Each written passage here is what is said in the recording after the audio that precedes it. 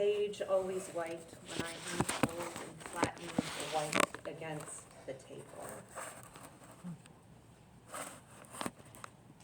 I'm worried Grimm is becoming, you know what? I wear glasses.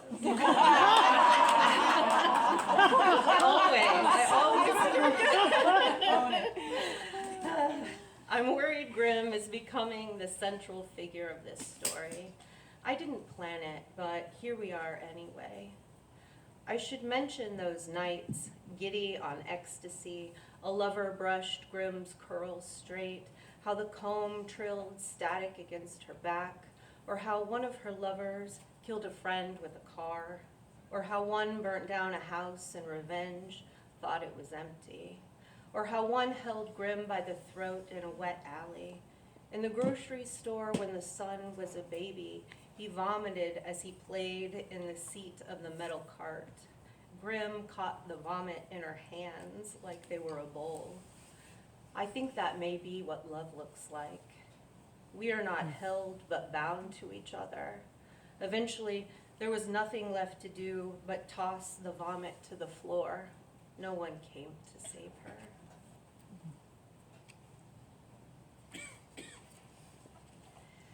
I carry their portraits with me. Grimm, the sergeant, the children, watercolor on canvas. Grimm asks to write letters to her surgeon, anesthesia and morphine stupor. She wants to know how many stitches. Grimm and the sergeant have a fight. They tight smile, angry whisper. Grimm says she's writing a screenplay in her head. The sergeant tells Grimm she is speaking gibberish. The reel behind them glows. Grimm substitutes objects for all of the characters. The son will be fingernail clippings, the daughter a stuffed dog, the youngest white petticoats. Gibberish. Fine, Grimm says. I'm calling my mother. Nurses teach Grimm how to get out of bed. In the screenplay, she is a felled tree. Grimm has lost all feeling in her breasts and the fat pockets under her arms. I wonder if our audience wants to hear about each relapse in detail. In the mirror, Grimm notices lines around her mouth. She rocks the body as if cradling an infant.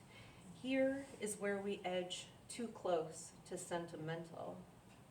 Perhaps only the ill and broken notice how mourning is both being veiled and the veil lifting.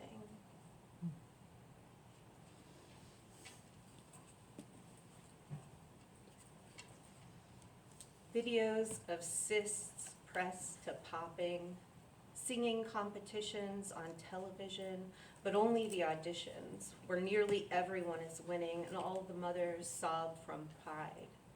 Scones. Grimm loves these things. Coffee too. Coffee with no sweetener. Coffee with half and half.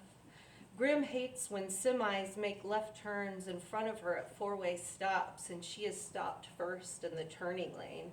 They get closer and closer and closer. She hates her ex-wife.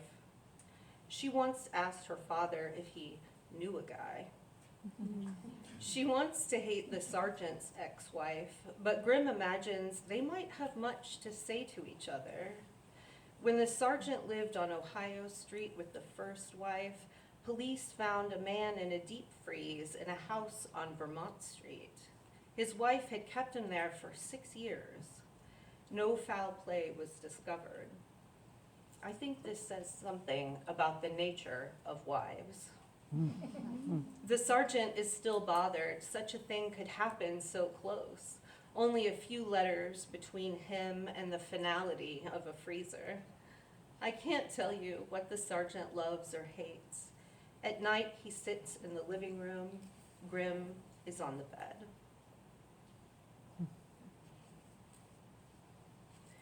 In the car after a trip, they argue. The one they have on repeat, like some distant moon's orbit, like laundry, like the children's running path around the kitchen island. Grimm asks the sergeant what he needs. I need you to need less from me.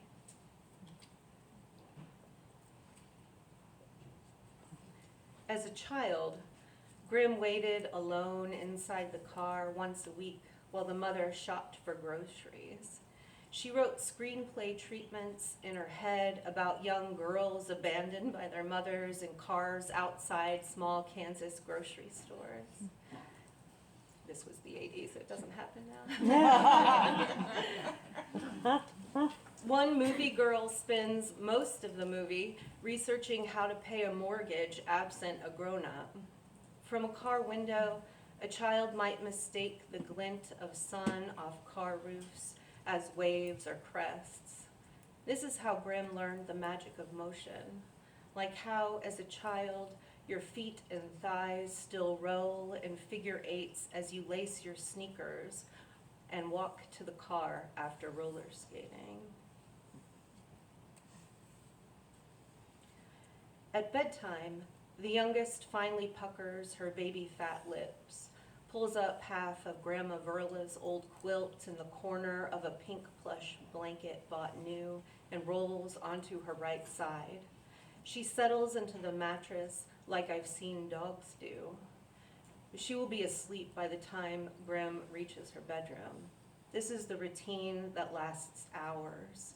Milk, water, snacks, diapers, books, Band-Aids, more books. This is the joy I tried to explain to an old friend as we wrote together one weekend, ensconced. Mostly, the friend and I listened to each other and agreed, you're so right. The game, women need to play with each other to feel alive. Grim feels this joy in her hips. Joy radiates down her left leg from her sacrum to the top of her foot. Joy thickens in the long muscles in the backs of her legs, wraps itself like a glove might each finger around her chest, and hugs and hugs and hugs. Joy settles on her like dirt on pavement after a pelting winter rain.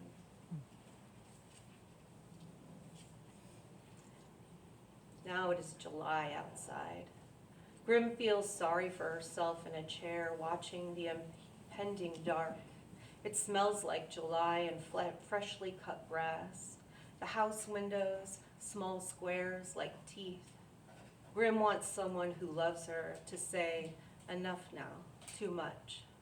But for the body and pain, every moment is an accounting of pain. Thank you.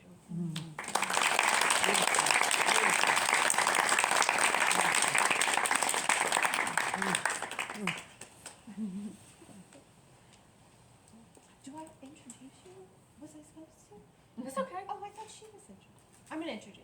Okay, yeah, that's right. It's okay. No, this is Heidi.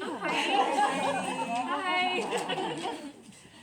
Essay and poet Heidi Czerwiec is the author of Crafting the Lyric Essay, Strike a Chord, and the lyric essay collection Fluid States, winner of the Pleiades, is that right, Press 2018 Robert C. Jones Prize for Short Prose. And she is also the co-editor of the Rose Medal Press Field Guide to Writing the Lyric Essay, forthcoming in early 2026. She writes and teaches in Minneapolis, where she is senior editor for Essay, a journal of nonfiction studies. Please welcome Heidi Czerwiec.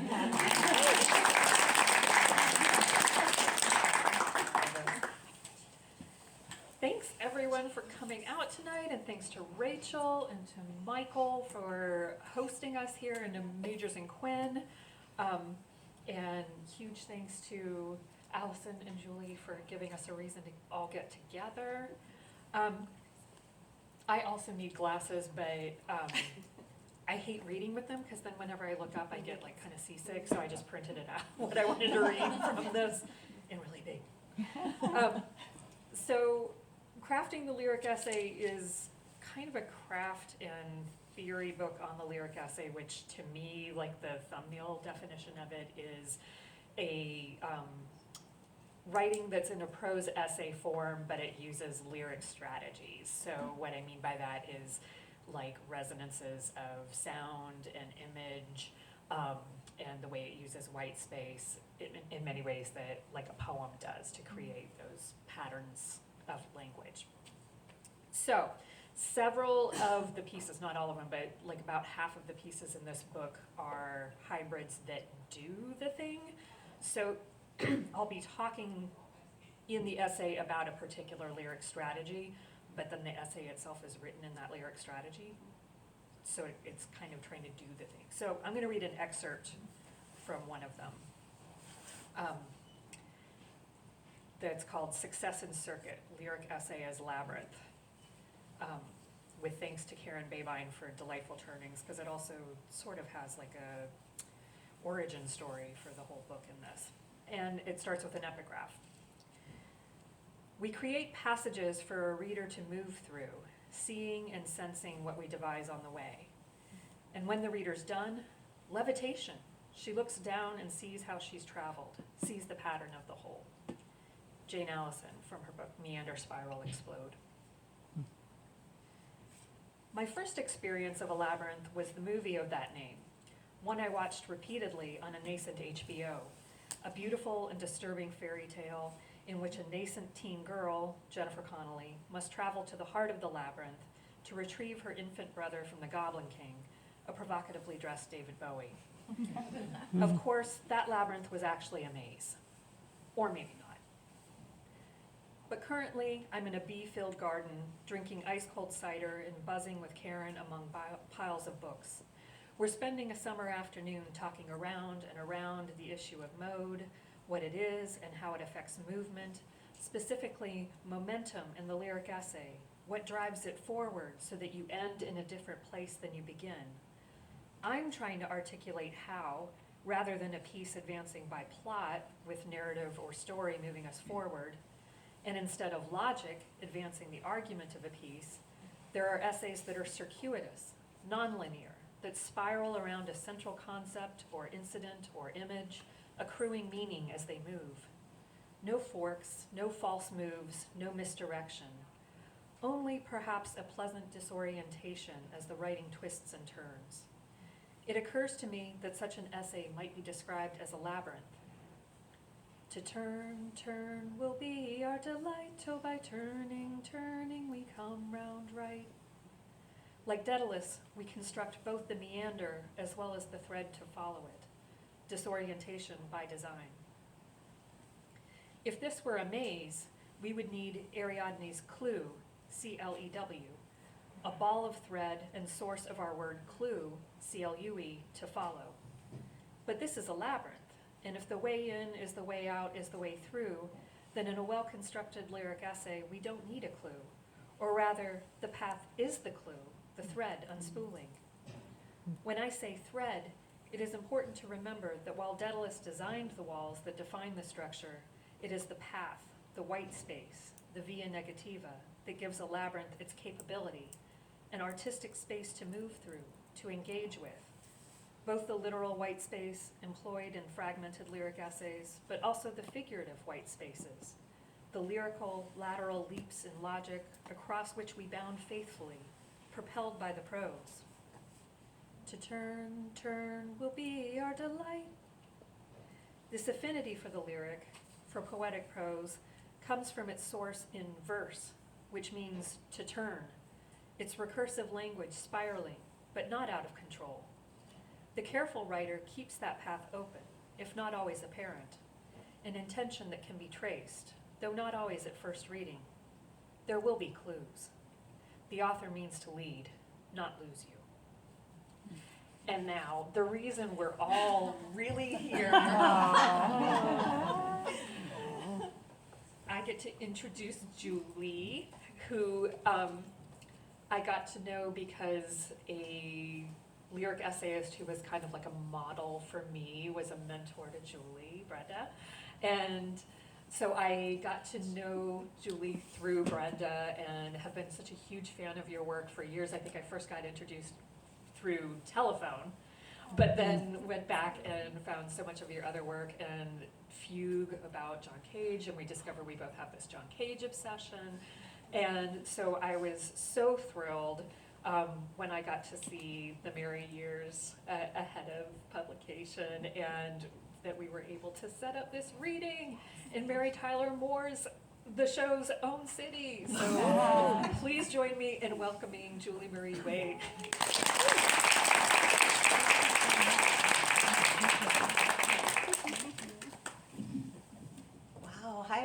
thank you for being here. I can't look at you all at once. That I deeply regret. Thank you so much for that introduction, and to Allison and Heidi both for reading and for helping to make this happen, and Magers and Quinn for letting it happen here. I got up very early this morning and flew out of Fort Lauderdale where it was supposedly cold. And so I have like a little cold going on, but also then I realized a lot of my shivers are just joy. That it's just so exciting to be here. So the Merry Years is, it's so interesting that you were reading about the lyric essay right before this, because I think I mostly write lyric essays, and this project was different for me because it was a movement toward trying to do something that seems really logical, but that for me has not always been logical, which is to do a more chronological account of something. And for me in this book, that chronological account has been a 25-year relationship with the Mary Tyler Moore Show. For me, that started in 1992. I was not a first-run viewer, but in 1992, I was 12, going on 13. The Mary Tyler Moore Show came to Nick at Night. My parents felt that Nick at Night was a safe viewing station because it played classic television. I think the Mary Tyler Moore Show was probably the first show that I ever watched in my childhood consistently that was in color, since I had been raised primarily on like 1950s shows like Leave It to Beaver and the Donna Reed Show. So I was kind of having a 90s childhood that was also kind of a 50s childhood, and somehow the 1970s ended up smack in the middle of it. So this book for me is unusual in a lot of ways, but in one way that it goes from 1992 through 2017, which is the year that Mary Tyler Moore passed away, and the year that I realized that I needed to do something with a quarter century of thinking about her life and her work, and particularly her most famous character, Mary Richards. So for tonight, the reading that I planned, since I am in Minneapolis, is from the section, and I just want to point out, my editors did this. This is not me, but every section has these gorgeous renderings. So the section is Pittsburgh Was My Minneapolis, and so it has a depiction of the Cathedral of Learning, which is a centerpiece of the Pittsburgh skyline, if you know that city. So in the same way that the character Mary Richards, which some of you may know, moves from the fictional town of Roseburg, Minnesota to Minneapolis as her great striking out on her own, for me, Pittsburgh was sort of my version of that. I was moving with my partner in my early 20s to a new city. I'm from Seattle, so it was a big move. And so I'm going to read three relatively short sections from this section, Pittsburgh Was My Minneapolis. And thank you for being here in Minneapolis tonight. The main setting. Let's remember that when Mary shows up in Minneapolis, she's a stranger to us. Soon we'll learn she's had a steady boyfriend for the last 2 years. We'll discover Bill let Mary nearly support him through his residency. We'll come to understand they were planning to get married until Bill, testing the perks and prestige of his fresh MD, posed the question, why rush into things? But where were they living, and what kind of work was Mary doing, and how did they meet in the first place, and when? And who did Mary love before Bill? And if he was her first great love, who was her first not so great love? In other words, after cheerleading for Roseburg High and the white strapless formal she wore to prom, with the date who turned out to be allergic to her corsage, what happened to Mary Richards? Who was she in the snowy deep antecedent of now? Let's remember that when my partner and I arrive in Pittsburgh, we're strangers to the place and to the people too. We don't have so much as a Phyllis for close to 1,000 miles. Sign a lease for us? The prospect, in retrospect, sounds grand. We could be women from anywhere, seeking anything. We're writers, after all. We could spin quite a yarn. But some stories would suit the fringes of Penn's Woods better than others. Campfire stories, something to toast a marshmallow to. These people are going to keep asking, are you sisters? Are you cousins? Are you very best friends? They are going to keep asking, where do you come from? And why do you come here? And why are you traveling together? And where were we living, and what kind of work were we doing, and how did we meet in the first place, and when? And who did we love before each other? And were we each other's first great loves? What happened to us before the Keystone, before the long tunnel through the mountain and the 3 rivers and the Delta? What happened to us before the glassy sky like a snow globe and the city with all the bridges inside. We open the cover and read aloud the first line of the dedication page. Soon they are shaking their heads. Soon some have stoppered their ears. It's true there was a man I might have married, but I didn't. It's true there was a dress I might have worn to my wedding, but I didn't. There was even a ring I took to the pawn shop at the 11th hour, hawked for small potatoes, so my new love and I could go for Thai food and have the sushi too. There was a phone call with my parents that didn't end well, another dial tone reverberating in my ears. Can you be fired from a family? There was a ceremony where we could have walked together in our newest caps and gowns, but we didn't. Let's recall the lyrics from the first season song. How will you make it on your own? Girl, this time you're all alone. There were two of us in the Ford Taurus wagon we called Stella. But we were wondering the same thing as we drove into the Twilight City, roads slick with summer rain. How would we make it on our own? This was my first car and Angie's fifth. We bought it from a shady auto dealer in Oak Harbor. He rushed the sale and we signed our names because it had a big trunk and seats that could fold down. We're moving across the country, we said. These were the days when bravery and bravado sounded the same. We signed our names because we were late for a poetry reading and had to get back. This was the kind of trip you can only take once, the ultimate carpe diem, tabula rasa, amor vincit omnia. We signed our names because we didn't know when, if ever again, we'd be bound to each other in this way. Two women linked and equal by law, their names paratactic on a single page.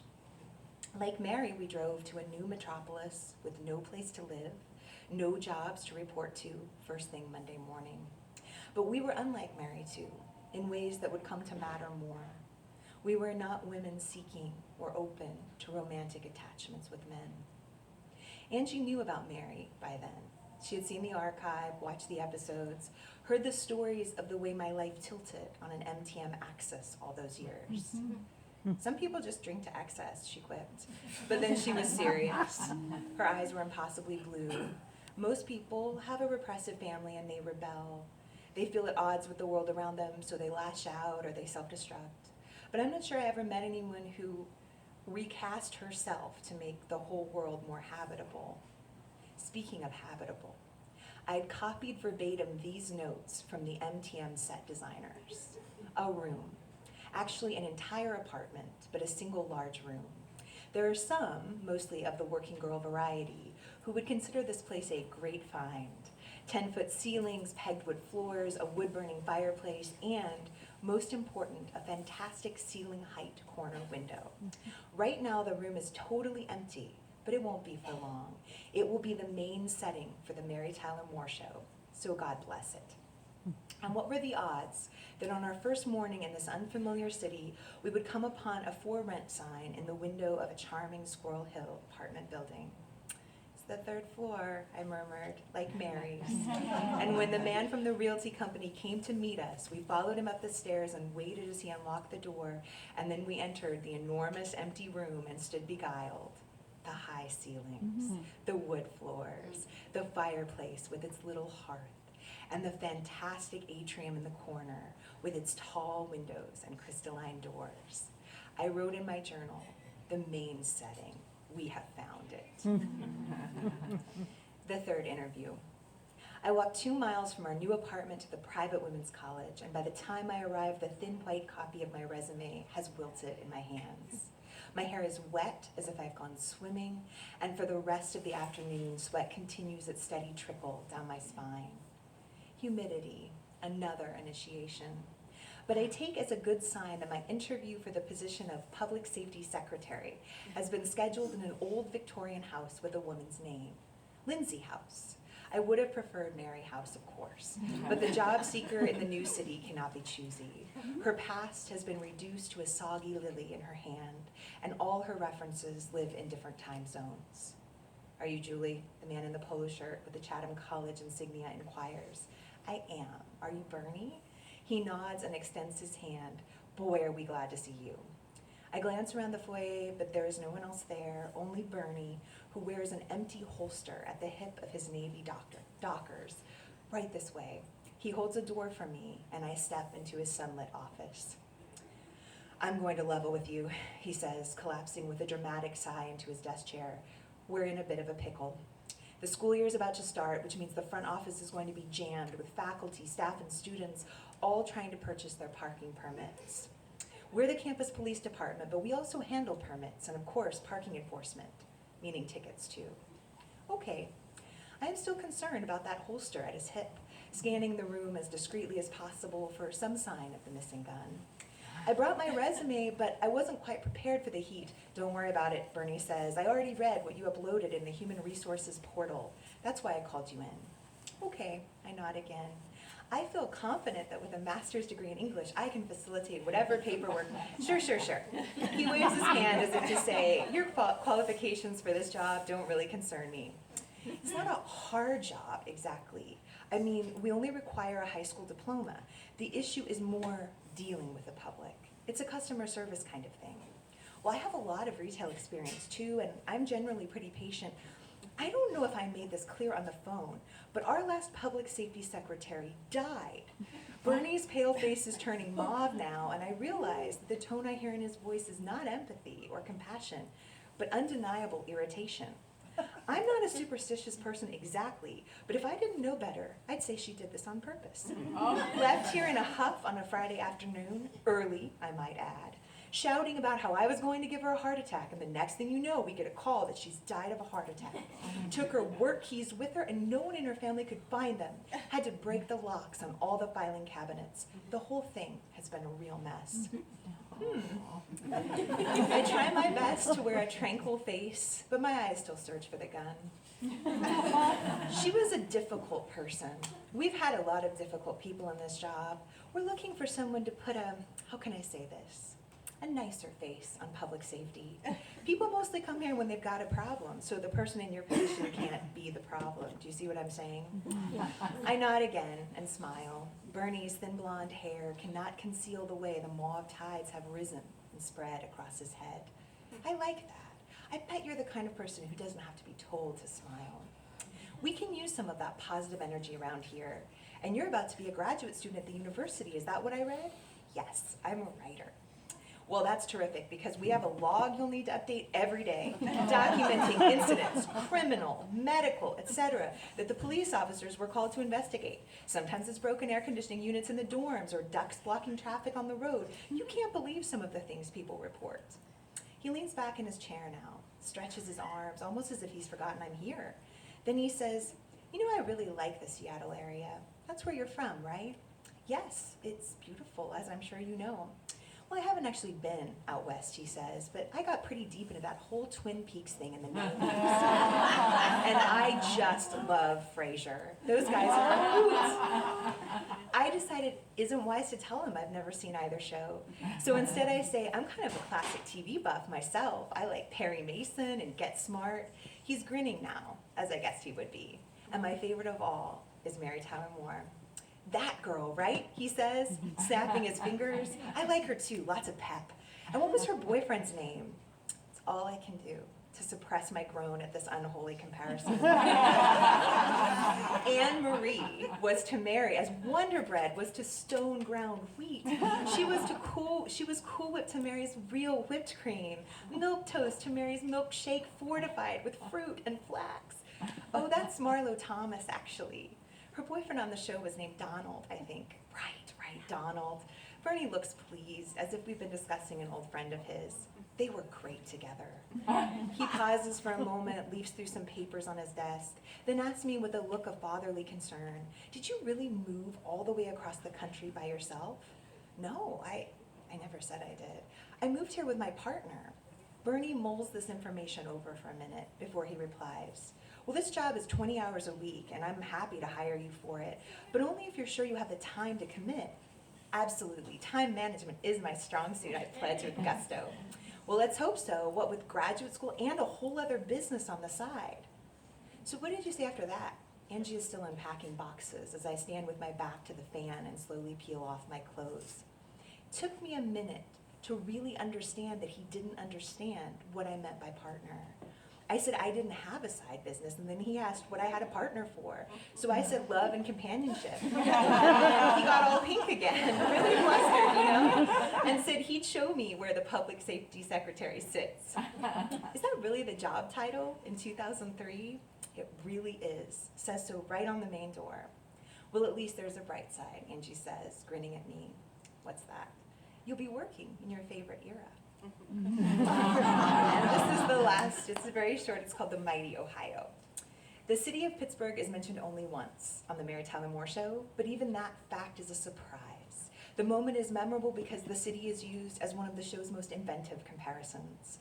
Georgette tells Mary that she and Rhoda are like Pittsburgh, a simile Mary tries to ignore, but her curiosity, like ours, soon enough gets the better of her. All right, Georgette, how are Rhoda and I like Pittsburgh? Georgette goes on to explain that Pittsburgh is the place where the Allegheny River and the Monongahela River meet. By themselves, these are just two skinny little rivers, but when they come together in Pittsburgh, they form the mighty Ohio River, which is far more powerful than either can be on its own. That was my first geography lesson about the Mid-Atlantic, I tell Angie, as we stand together in Three Rivers Park. I wrote it down in case I ever happened to be in Pittsburgh. And now, she says, with ta-da hands, here we are. We don't know yet that we're going to make friends in Pittsburgh, or that I'll publish my first poems and essays while we live here, or that Angie will become a librarian. We can't imagine that in another decade there will be a landmark civil rights case declaring Section 3 of the Defense of Marriage Act unconstitutional. And when that happens, we will become eligible to marry and to receive federal recognition of our marriage. Such things seem unthinkable now. We don't know yet if Angie's sister is going to have children who will become our niece and nephews, though we do know that aunts are important. Mary Richards' Aunt Flo, played by Eileen Eckhart, was one of the women who inspired her to pursue a career in journalism. And then, of course, Mary went on to inspire Bess not to lose her mind over her mother. Years from now, our niece Evie will announce that she wants to write stories of other people's lives, and also autobiographies. Did you know that Mary Tyler Moore's real-life aunt was the one who gave her that famous tam? It wasn't part of the script or anything. She just knew Mary was going to Minneapolis to shoot the opening credits and was worried that she was going to be cold, we tell Angie. No, I didn't know, she says, catching on quickly. But if we ever have a niece, maybe we should give her a tam. All we know right now is that we are two women alone on a delta. Angie is the Allegheny, and I am the Monongahela. And somehow, together, we must become the mighty Ohio. Thank you.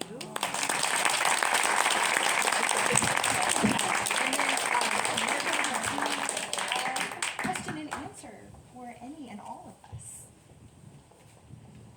If you have questions for us, we are here. And we have two microphones. We're very equipped.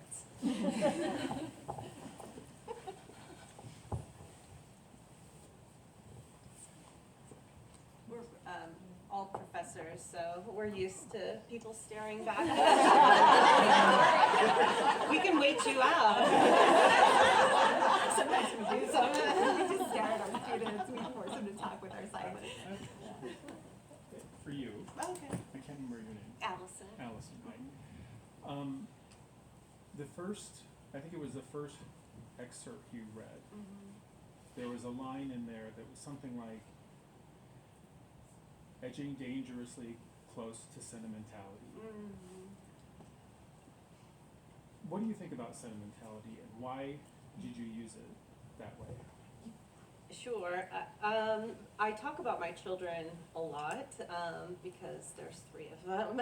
They seem very present in my life, and I think I have this fear as a female writer that I'm writing, the female body, and that perhaps that doesn't always translate as a universal experience. And so sentimentality is something that I try to look out for. It comes up several other times, so it's interesting that you kind of picked up on that.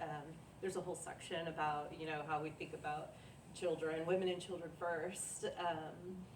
And I think I want to be sentimental at times. I want to give myself permission for that.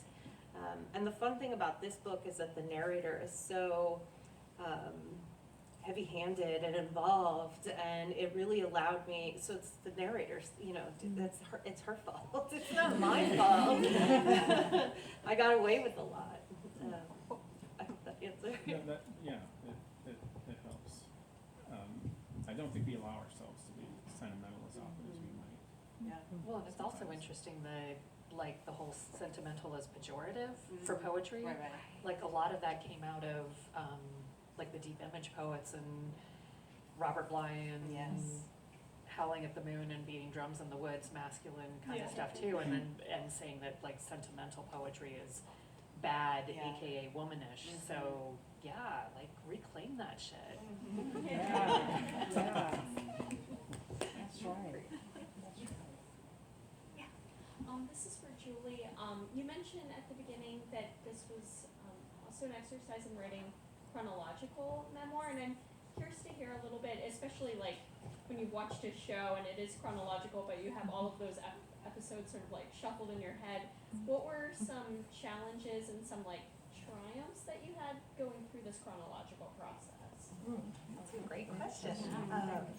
Well, television shows, once they've aired, right, are really interesting because there's a chronology to them, and I am that kind of fan that like carefully cataloged and studied episodes 1 through 168 and like what is the arc and what happens with these characters across all 7 seasons.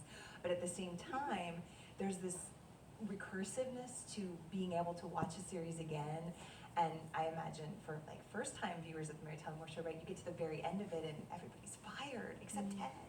How? And then you're left in this kind of sad place. But when you're in the kind of syndication or perpetual viewing possibilities that we have now, it's kind of like the best of both worlds. I don't know why I didn't start writing about television earlier, because you get to have the chronology of the show's arc, but then you also get to have the recursiveness of like re-watching the show so many times as you're becoming someone different too, so like your chronologies align differently. So while I hadn't ever thought about that question until right now, I'm realizing that a lot of writing this was about like cycling kind of through the show, not necessarily strictly like episodes 1 to 168, but like cycling through it, realizing I was watching it over and over in those 25 years, sometimes in order and sometimes out of order, but finding like the strange juxtapositions between like what an episode might have meant to me when I was 13 versus how that same episode reads like when I'm in my 20s or when I'm in my 30s. And I didn't stop watching it, in 2017 either, but it keeps changing even after writing the book. So it's a weird thing to realize it's a linear project like the way a series is, but then it's also like you're doing the cyclical re-examining of like who was I back then and how is the show aligning with that self and how does it keep changing? When I wrote this, I wrote it so fast because it was the end of summer break and I just had to do it to have that uninterrupted time. And then I realized like, oh, it's like I've been storing this up for 25 years and it was ready to come out, and just framing it by my past 25 years helped me get at it. But I think those shows are spinning like a record all the time in the backdrop. So thank you. I have a lot more to think about, I think, with linearity and television too. Thank you. Didn't you have a question? I was curious where all of you teach and what you teach. I adjunct, so I teach a little bit of everywhere, and I've taught everything from like developmental writing to like managing a doctoral dissertation student, but English and creative writing and composition. I teach for Nightingale College. It's an online nursing university, so I teach English to nursing students online, and I also adjunct. I teach women's studies online to first and second year students in Kansas, which is fraught sometimes. Yeah, I'm learning so much. I teach at Florida International University, which is in Miami, and I teach like split between the undergrad creative writing program and the grad students in the MFA program. So prior to 2012, I also taught women and gender studies, so that's exciting, and humanities courses at other universities. But now I primarily teach creative writing and poetry, memoir, and hybrid forms, and it's awesome.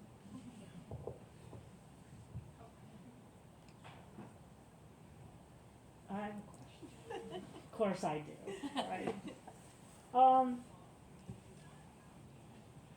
I'm really interested about what it was like for you to hear each other read, because I feel like there was a synergy in what each of you, there's a thread line through all three of you.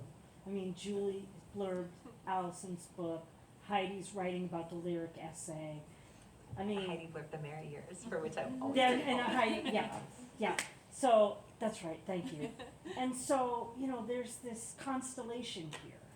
And so I'm just curious about, what is it like to be in person, like doing this tonight, knowing that, like, your roads have been leading you to each other.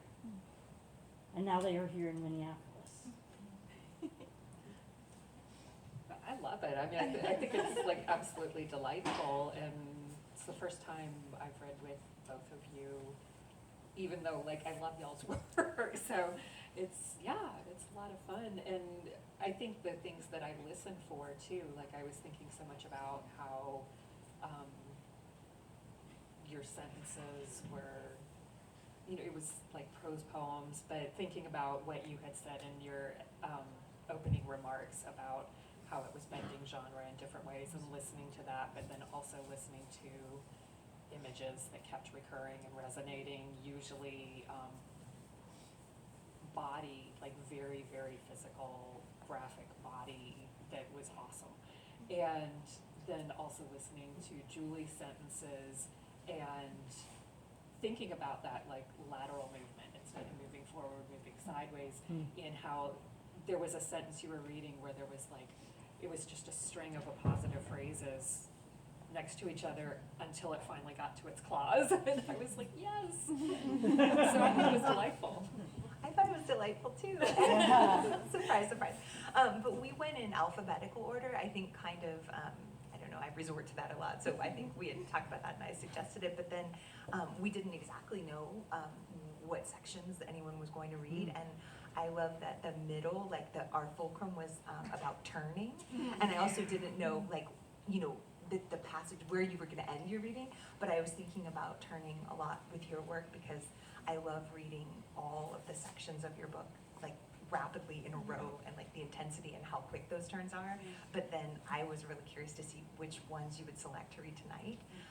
And then when I realized maybe churning is kind of a through line, like the turning of making verse and then the turning of, the turning of like life change, the way that our subject matter was also about like turning. So we didn't plan that, but you were like the meta center of something that we were both writing about in different ways. So I thought, we'll just pretend we planned that. But no, we didn't. Wow, we're so smart. So smart.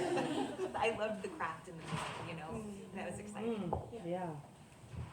Delightful, obviously. I've known Julie for a few years, and I think why this is particularly delightful for me is that I'm a poet. I'm not a nonfiction writer, at least that's what the lies I tell myself.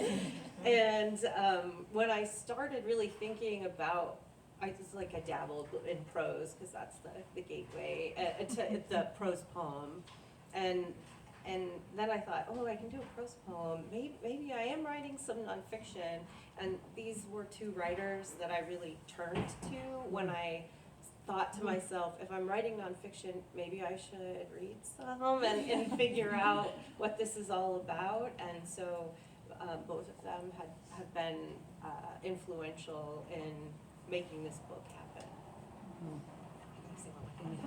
I also want to say that both Heidi and Allison are two people that I always recognize. I mean, I spend more time seeing you online, unfortunately, than in real life, but who are just champions for other writers, like all the time. Like the work that you're doing with the lyric essay anthology that's coming out, the work you're doing with Harbor Editions, like you're people who are always producing your own work, but you also do a lot to celebrate other writers. And you had a virtual launch and you invited other writers to read at your launch. Like, it's just, there's a lot of generosity toward other writers and what you do, and I really admire that. You're a community focus, you know? I have a question. My question is, okay, you're these writers, prolific writers, how do you determine what your next venue will be? Or do you have several, like, oh, I can start working on this, or I can start working on that? How do you determine what your next book or your next poetry will be? I think I do the thing that lots of writers do. So you finish a project and you wallow and you say, the best is behind me. I will never write anything again. And so I kind of live in that for a while, and I'll try on different things and kind of find what's interesting and write really bad stuff for a while until I pick something up. I just finished a collection of essays that weaves women in science with astronomy and physics, and it all started because we got this book, and of course my brain will never recall it, for my daughter, that these little short stories of women, pirates, physicists, geologists, just so many things I didn't even know about women in science and pirates. And it kind of sparked this interest in science that, I mean, I'm not, I never studied it. And because I have MS, there's this type of lesion that they call a black hole. And I am fascinated by that. And for some reason, those things stuck together. So I think it just kind of falls in that, I mean, for me at least. I always tell my students, and I think I tell them this because it's true for me, I always feel like you leave the clue for your next project in the thing that you wrote most recently, but that it's not always, I mean, an obvious clue, right? Like, so there's an investigative impulse that has to go on, but maybe it's something that like didn't make it into your last book and you feel like there was something there but it didn't belong in that project, so it's going to become its own thing. And then I started looking for it in like the work of other writers, and not that everyone publishes their books in the order that they complete them, so it may not be a perfect science here at all, but there will be like a clue, like, oh, I can see this writer starting, like even in one line, like maybe it foreshadows what they're going to do next. So I always feel like when I finish a project, like all I have to do, and you do a lot of rereading and like working on the galleys and like getting up close with the text in a different way, especially like when you're working with a publisher, right? So you see it differently and you're getting editorial feedback, and I feel like the clue emerges of like, this is the next project, there's something there, and it may be really subtle, but you find it, or that's been true for me. Yeah, I would absolutely agree with that. That's the seed of the next project is usually in the one you're working on. That I had written an essay that was in a different book and got permission to also put it in this book. That was the Consider the Lobster Mushroom. Yeah, and that was in the previous one, and then I put it in this one. And I had written that one, which was like a weird hybrid, like, is it a craft essay, is it a lyric essay, I don't know. And then Randon was putting together A Harp in the Stars, which was a lyric essay anthology that I said, I thought, well, hey, maybe I could write another craft essay as a lyric essay. And she was like, yeah, do it. And I wrote the Labyrinth one that I read part of tonight. So then I just like kept doing them. But then in the practice of like doing this, and some of the essays I was reading had something else to do with mushrooms, and then I go down rabbit holes. But also sometimes like I'll be really far down a rabbit hole and I'll think I want to write a book about this, and I have tons of notes, but just because of other projects coming up in the meanwhile, that by the time I get around to having time to work on it, like I'm not as interested in it, and I'm like down a different rabbit hole now. So that just ended up being like, okay, something fun to talk about at parties, but I'm not necessarily gonna get a book out of it, so. Thank you. So Julie, now that you've written about Mary Tyler Moore and lived with her for 25 years and you've expiated this, are you done with her? Definitely not done with like her. The Mary Tyler Moore Show is always going to be a touchstone, and it's one of the things that I'm always kind of just almost intuitively like. I'm an only child, and so was Mary Richards. Just saying. But but almost like intuitively, like almost like a sister, like a big sister figure. Like I almost feel like I have these shared memories with her of moments in her life on the show. So it's always going to be like a really natural touchstone. But actually, this kind of connects to the previous question. What writing this did is it didn't necessarily change. It gave me more insight into my relationship with the show. But what it did really was it made me realize more about like the desire that I have to write about television, which I guess was always kind of there, but I only ever did it in those kinds of classes in grad school. Like I took a fun elective called TV analysis, and so we could write, but it was less personal. It was like more of a critical approach. So actually, my next project that's coming out is another project that has to do with television, but it has to do with the Australian comedy series Fisk. I don't know if anyone has seen it. It's amazing, right? So it's about the first 2 seasons, but the 3rd season's airing now in Australia. So if you have a VPN, you can watch it. There's a 3rd season. It's not on Netflix yet, though, sadly. So it gave me permission to just think about television as a vehicle. Like it's always been there, and I've always loved television. So there isn't, the myth that's like you're either, watching TV or you're writing and reading, like they're 2 different things. But I was like, wow, I could just bring my love of television and my love of writing together again in a new way. So I have a suggestion, then make a new Mary Tyler Moore series. I thought of that on and off. I'm a huge fan too. What would she look like now? Yeah, you're right. That my students who have been asking me questions about this book, because their first question was, who in the world is Mary Richards? And what is the Mary Tyler Moore Show? But they were like, what do you think the show would be like now? Exactly. Like if it was in 1970? And so there's a lot of possibility Or there. put her in her 70s. Yes, Something like exactly. Exactly. So someone can do that. Okay. And it might be you. Amazing. I'm curious, so the reason I ended up with Jean here as my date is I put on Facebook, what was your favorite Mary Tyler Moore episode? Yeah. And so I was auditioning my friends for what I wanted to come out with. And then if you have a favorite episode and or a favorite character other than Mary, I know I it's have hard. so many. It's I have so many, like all of the characters have been my favorites. I have a deep appreciation for Lou Grant that has only grown in time. But the thing that we kind of talked about a little bit earlier where, how you change over time as you rewatch the television shows. So even though theoretically it's a static viewing experience, it's really not because you're different. I would say that now there's a lot in the Mary Tyler Moore Show about like, I guess society and news, right? Like, and the role of the news in society that was totally over my head when I was a teenager. Like, I wasn't in it for that. But now, when I watch the Mary Tyler Moore Show, I see a lot of really prescient things going on. And there's an episode from 1975 where it's the episode that it's really funny, right? Because they're trying to get Ted Baxter to be less embarrassing, and so, which is hard, and so they're doing a documentary, and they have the fabulous weatherman Gordy being the co-anchor for this documentary, and he's really good, and Ted is really terrible, but they just keep complimenting Ted's blazer, and he seems happy with that, because they're trying to do this serious documentary about like overpopulation, and basically like it's an episode about like our changing world and concerns about the climate and concerns about the planet. And they're trying to get to that, and they say like what the world population is going to be in the year 2000, and I looked it up, and they were correct.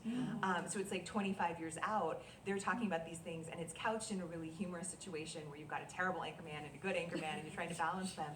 But what they're talking about now, I'm looking at the show, and I'm thinking like, oh my goodness, this is so aware. And Lou Grant has this really emphatic response to the idea that news shouldn't be entertainment, and he's pushing back against the news station manager who's like, we gotta have you guys laughing out there and telling funny stories to get our viewership up, and Lou's like, that's not what news is for, and we have this solemn obligation to our viewers.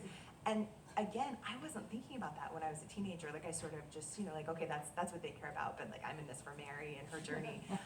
So now I'm finding that I do think about the show, and in like the last decade or so, I'm thinking about it differently because, wow, it was ahead of its time in a lot of ways. And the issues, Mary refusing to reveal her news source and going to jail at the start of season 5. Like it's a really funny episode, but it's also a really serious subject that matters now a lot.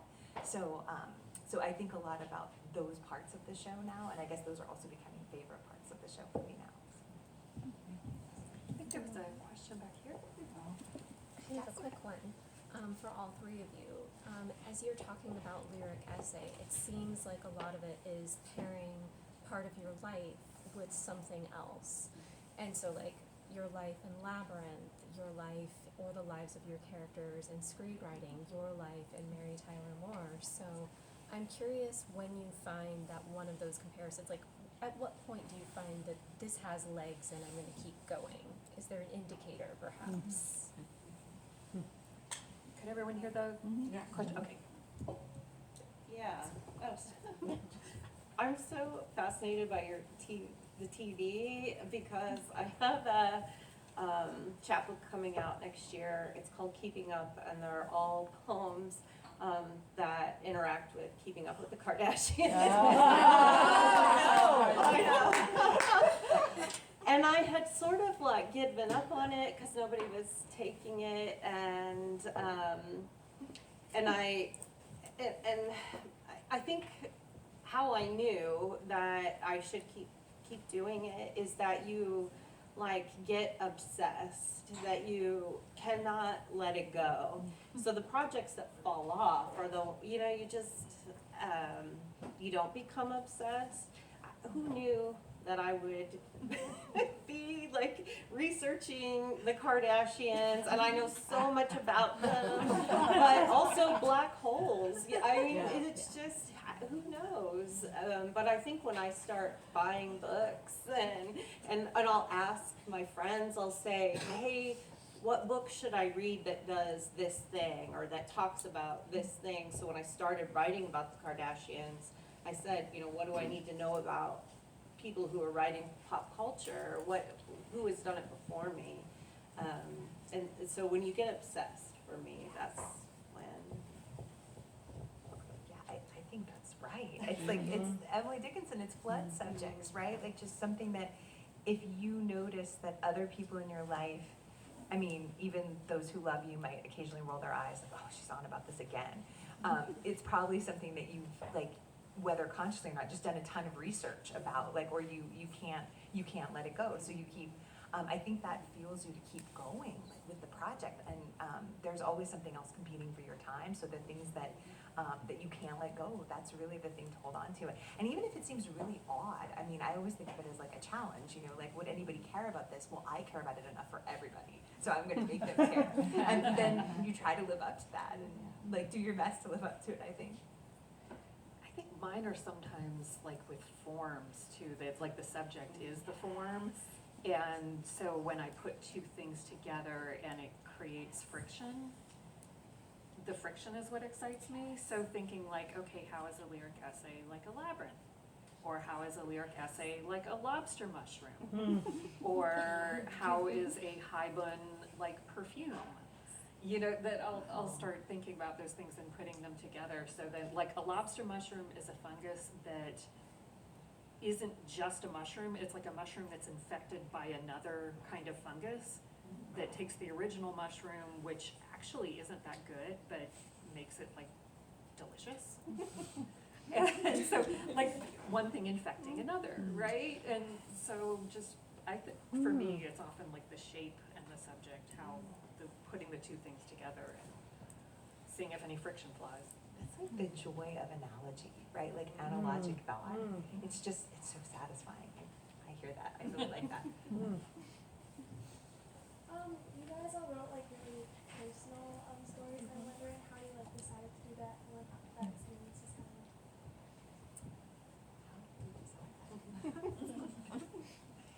I didn't hear. I'm sorry. We wrote personal stories, so like how do we decide, if we're gonna Well, I guess I can say that I always think it would be really lovely to be a fiction writer, you know, and to, you know, have sort of no discernible overt trace of myself in the work. And I admire a lot of fiction writers where it seems like the work is separate from them in a really distinctive way. But I always somehow just find myself back in like the self-referential art somehow. Like it's very hard for me to get away from it. So I don't know that I always think of it as like a choice. It just, it becomes more like what Heidi said about like finding a form for it. And I mean, there's always that concern, right? Is it navel gazing? Is it too self-focused? And so maybe that, what Jessica said about the other thing, I have talked a lot with my students about looking out to look in. So if you do have this impulse, as I seem to always have, to try to like, oh, I gotta figure myself out better, then I need to find something else that works to make the friction or the, like the refraction point so that I can, and so maybe it's sometimes the Mary Tyler Moore Show or the Kardashians or whatever it is, but like having another thing so that it's not me all the time. But I think it's always gonna be me some of the time. Like I can't get away from it, no matter when I want to or not. That's what happens for me, I think, the personal.